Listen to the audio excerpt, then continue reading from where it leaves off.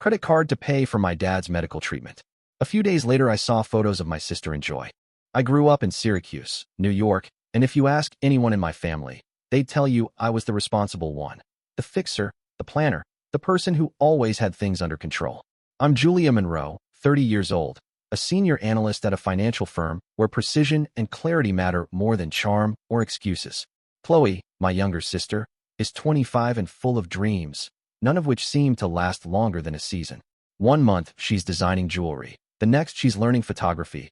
And somehow she always finds herself in the latest designer heels despite never holding down a job long enough to earn them. But I digress. Our parents, Alan and Diane, are a study in contradictions. Dad was a history teacher, now retired, who spent his life lecturing about frugality and learning from the past. Honest to a fault, loyal to his routines, and the kind of man who still clips coupons from the Sunday paper. Mom, on the other hand, has always had a thing for appearances. Diane Monroe prides herself on being the best-dressed woman in any room and would rather drown in debt than admit she can't keep up with the neighbors. That tension, Dad's practicality versus Mom's obsession with image, shaped our household more than I realized growing up. So when Dad's health began to falter, heart condition, serious enough to warrant hospital visits and medication, my phone was the first to ring. I still remember that call. Mom's voice was trembling, the kind of tremble that's more strategic than emotional, like she was auditioning for sympathy. "Julia," she said, "we really need your help." Not Chloe. Not even a hint that Chloe might pitch in. Just me. And of course I helped. That's what I do. What I've always done. Moved money around. Found a way to pay for the out-of-network specialist Dad needed. Started monitoring their finances only to discover the mess Diane had made. Store cards maxed out. Retirement savings half spent on renovations and vacations, all for the sake of maintaining an image we never needed. Meanwhile, Chloe fluttered in and out of town like a butterfly with a broken GPS. She'd show up with gifts she couldn't afford, post photos online of cocktails and concerts, and disappear when bills were due or when Mom needed help driving Dad to appointments. But I was the one who got the calls at midnight, who heard Mom cry about how tired she was, and then 10 minutes later, complain about the state of the garden or the old kitchen tiles. The resentment crept in slowly, not just at Chloe, but at the whole pattern. I started asking myself, when did I agree to carry this whole family? When did love become obligation? And why was I the only one who seemed to care about consequences? But the thing is, I do care. I care so damn much it hurts. About Dad's quiet dignity. About the house I grew up in, crumbling under the weight of denial. About Chloe, even though she drives me crazy. And maybe that's the curse of being the reliable one. You care, and you carry. Even when no one sees it. Even when no one says thank you. I handed her the card slowly, the gold edges catching the light between us like a line I knew I shouldn't cross, but did anyway. "Only for Dad's surgery," I said, and I made her repeat it back to me, not out of distrust, not entirely, but because I needed to hear her say it. "Only for Dad's surgery," Diane said, nodding, her mascara already running. She clutched my hand like she always did when things got serious, and for a brief second, I let myself believe she meant it. That this time, finally, she understood boundaries. That maybe watching the man she'd spent 40 years with slip under the weight of failing organs would shift her priorities. But that was wishful thinking, and I should have known better. It was 3 days later when I noticed the first red flag, a transaction from a boutique in Manhattan, the kind of place Diane had no business stepping into unless she planned to window shop. I stared at the notification on my phone, heart sinking, a sick mix of disbelief and something that felt like betrayal creeping up my spine. Maybe it was a mistake, I told myself. Maybe the hospital pharmacy just had a weird merchant name. I gave it another day. Then came the charge at an upscale spa, not a hospital, not a pharmacy, not a medical anything. Just Serenity and Slate, a place I knew from Chloe's Instagram stories, where you could get gold-infused facials and scalp massages for the price of a utility bill. That was the moment my stomach dropped. That was when I realized she'd done it again. I called her, not even trying to hide the tension in my voice. "What's Serenity and Slate?" I asked flatly. There was a pause, the kind that stretches just long enough to tell you everything. "Oh, that?" she said, like we were talking about weather. "Julia, it's nothing. Just a small thing for stress. I've been under so much pressure lately, with your father in." "No," I cut in. "No, you don't get to spin this. You promised me. You cried and promised. This was for Dad's surgery, not for luxury treatments." She started crying again, but the tears felt practiced this time, like she'd slipped into a role she'd rehearsed 1,000 times. "I didn't mean any harm," she said. "I just needed a little time for myself. You don't know what it's like, watching someone you love go through this." I do know, I said. I've been the one managing his meds, booking his appointments, paying for everything. I know exactly what it's like. But the thing that really burned, the thing that made my voice shake, was that I believed her. After everything with the identity theft in college, after the years it took to claw my way out of that hole, after watching my credit score tank and my trust in people unravel, I still handed her the card. And she still used it to buy lavender-scented lies. I ended the call before I said something I'd regret. Then I sat at my desk, stared at the statement, and tried to remember the last time Diane had done something difficult that didn't also serve her image. And I couldn't, because when it came to my mother, even grief had to look good in photos. It was around 11 when I got home that night, exhausted, the kind of tired that seeps into your bones and makes you question why you're still doing any of this. I dropped my bag, kicked off my heels, and collapsed onto the couch, phone still clutched in my hand like a lifeline. I opened Instagram without thinking, a reflex at this point, just to numb out for a few minutes before bed. And that's when I saw it. The first photo hit me like a punch to the chest. Chloe, beaming in a sundress I knew she couldn't afford, posing on the balcony of a suite at the Grand Canal Resort in Maui. I stared at it for a full 10 seconds before my brain caught up. It wasn't just the view or the resort tag that got me. It was the caption, living my best life, #CountAQueen, #Parasail Then came the carousel, her lounging on a cabana bed, toasting cocktails with Diane, shopping in boutiques where the price tags aren't public, laughing in front of what was unmistakably a Michelin-starred restaurant I'd once dreamt of visiting on some hypothetical honeymoon. And all I could think, as I sat there in my tiny apartment still in yesterday's makeup, was, how?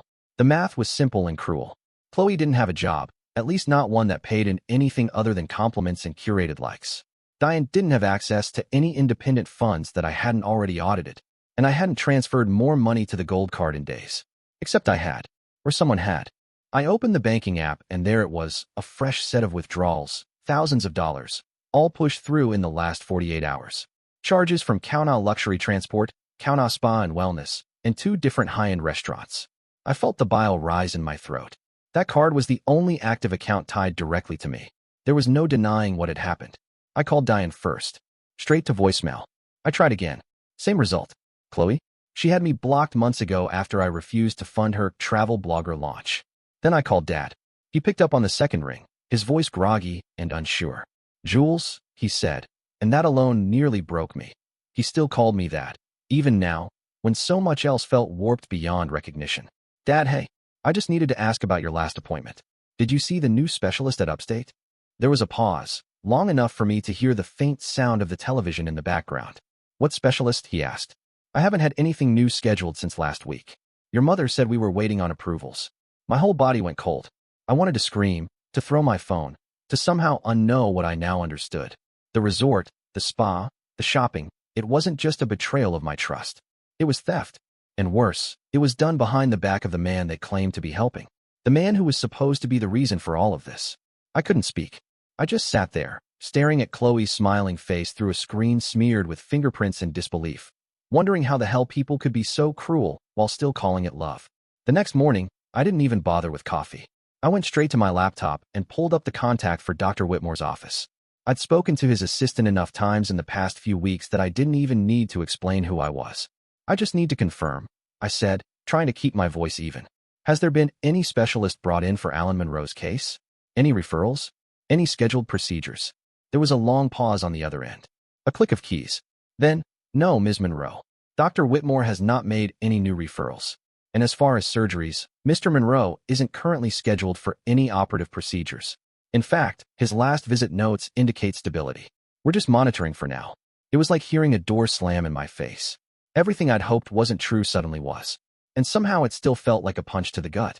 I thanked her and hung up, hands shaking as I opened Chloe's Instagram again. I started taking screenshots. Every post, every tagged location, every smiling, sun-drenched selfie taken against the backdrop of the ocean I was now paying for. I logged into my bank's transaction portal, pulled up every charge connected to the gold card. The totals were staggering. Not just dinners and spas, but boutique shopping, luxury ground transport, and an obscene amount of room service. I called my card company next, and the voice on the line confirmed what I already knew but needed to hear out loud. Over $92,000 pre-authorized, with several charges still pending. The agent asked if I wanted to dispute them. I didn't even know how to respond. My father, the reason I handed over that card, had no surgery scheduled. And the two people who swore they were caring for him were sunbathing in Maui and shopping like they were heiresses on a spending spree. In a final attempt to cling to some reality where this was all a misunderstanding, I texted Susan Mullins, one of my mother's oldest friends, the kind of woman who knows everyone's business before they do. "Hey," I wrote, trying to sound casual. "Is my mom in town?" "She's not picking up." Susan replied 2 minutes later. "Oh, I think she's still in Hawaii. I saw her and Chloe posting from some beautiful beach. Looks like quite the girls' getaway." I stared at that message for a long time. Girls' getaway. That's what it was. Not a medical trip. Not a moment of desperate care for a dying husband. Just a vacation funded by lies and tears and a daughter's misplaced trust. There are moments when betrayal doesn't come with fireworks or confrontation. Sometimes it comes in the form of a $400 dinner receipt and a picture of your mother holding a cocktail, laughing at something just out of frame. And in that moment, all I felt was hollow. Like someone had scooped everything out of me and left only the echo. By the time I pulled into my parents' driveway, I already knew how this was going to go. I'd rehearsed it in my head the entire ride, every line, every reveal, down to how I'd hold my phone when I showed them the screenshots. I wasn't angry anymore, not in the way I had been when I first found out. I was past that. What I felt now was colder, quieter, more dangerous. The kind of calm that only comes after every illusion has been peeled away. Inside, the house smelled like rosemary and butter. Someone had gone all out. The dining room was set with candles, linen napkins, wine glasses. Diane was pouring herself a second glass of red when I walked in. Chloe, in some gauzy wrap dress that looked like it cost more than my entire week's groceries, was laughing at something Alan had said. He looked better than I expected, tired, but alert, like a man enjoying a rare good day. That made what I was about to do feel even heavier. "Julia," Diane said, smiling with that sugary tone she saved for company. "We weren't expecting you tonight." I smiled back and hung up my coat. "I know. Thought I'd surprise you." Chloe raised a glass. "We're celebrating. Life, health, whatever. Come sit." I did. I listened to them talk. I watched Diane swirl her wine like she hadn't just stolen from her own child. Chloe went on about Maui, dropping words like transformational and 5-star, as if the trip had been some spiritual rebirth and not a glorified shopping spree. I let them talk. I nodded, even smiled. I waited until Diane offered me a glass of wine. That's when I reached into my bag and pulled out the folder. It was thick, full of screenshots, account summaries, flagged transactions. I laid it on the table like a loaded weapon and opened it to the first page. "So here's the thing," I said, my voice steady, almost gentle. "I know about all of it." The room went still. Diane blinked. Chloe stopped mid-sip. Alan looked from me to the folder and back again. "Know what exactly?" Diane asked, too sweet. I flipped to the next page, a printout of the Grand Kaunas invoice. The card, the spa, the resort, the dinners, $92,000 worth of attempted charges. All while Dad was supposed to be preparing for surgery that never existed. Chloe laughed. Actually laughed. "Oh my God, you're seriously mad about that?" "Julia, it's not even that big a deal. I only spent like $100,000. Alan flinched like she'd hit him. He turned to Diane. "Is that true?" Diane didn't answer right away. She reached for her wine, but her hand trembled. "Alan, let me explain." But I didn't let her. "There's nothing to explain," I said, "because none of it went through. That card has a standing daily limit of $100 unless I manually transfer funds. All those 5-star dreams. They bounced." The silence that followed was the kind that swallows sound. Chloe stared at me, stunned. "You tricked us." "I protected myself," I said, "because I knew this might happen. I hoped it wouldn't. I really hoped. But I'm not stupid." Alan pushed back his chair, slow and deliberate. He didn't look at Diane. He didn't even look angry. Just tired in a way I hadn't seen before. "You lied to me," he said quietly, and those 4 words landed heavier than anything I could have added. No one spoke after that. I stood up, folded the folder closed, and left it on the table. I didn't say goodbye. There was nothing left to say. Diane showed up at my apartment the next morning. She was wearing sunglasses despite the overcast sky, her hair pulled back too tightly, as if that could contain the mess she'd made. She didn't ask to come in. She just stood there on my front step, holding her handbag like a shield, and started crying before she said a word. "I know I messed up," she said, voice shaking. "But Julia, please, don't do this. Don't let Chloe go to prison. She's young. She didn't understand. You know how she is." I leaned against the doorframe, arms crossed, staring at her like I didn't recognize the woman in front of me. Because I didn't. This wasn't my mother. This was someone who would steal from her own daughter to play rich on a tropical island, and then beg for protection when the bill came due. She didn't understand? I said. She understood enough to lie. To use a card that wasn't hers. to laugh about it at dinner like she'd won a game. "She's your sister," Diane said softly, like that was supposed to mean something. I didn't respond. I just walked back inside and shut the door behind me. By noon, I was on the phone with the fraud department at the credit card company. I explained everything: the misuse, the unauthorized charges, the deception. The representative took notes, asked questions, put me on hold twice, and then returned with a calm, clipped tone that meant they'd done this before. "Based on your statement and the activity logged," she said, "we'll be forwarding this to our legal team.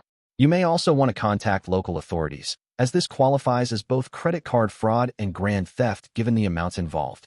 I nodded, even though she couldn't see me. "I understand." When I hung up, I felt something loosen in my chest. Not relief. Not quite. But something close to it. Like I'd finally stopped pretending this family was anything other than what it was. Alan called later that day.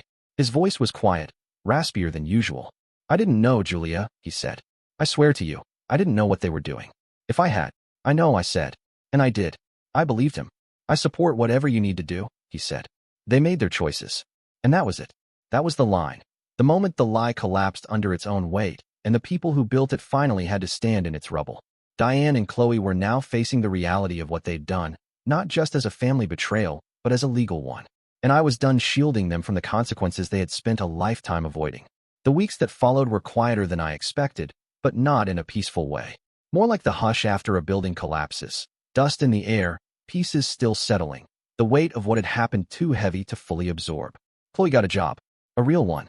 I found out through a mutual acquaintance that she was working at a dental office, answering phones and scheduling appointments. It wasn't glamorous, not even close to the life she'd paraded online, but it was something. Word spread that she'd started selling her designer bags and shoes, too.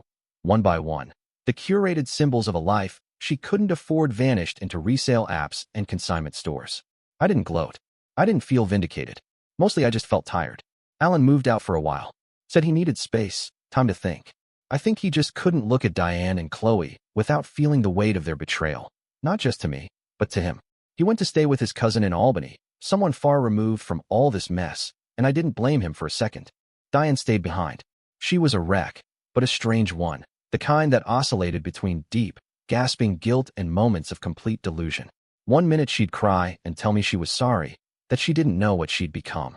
The next, she'd start rationalizing, saying she was just trying to maintain a sense of normalcy during a hard time. I stopped arguing with her.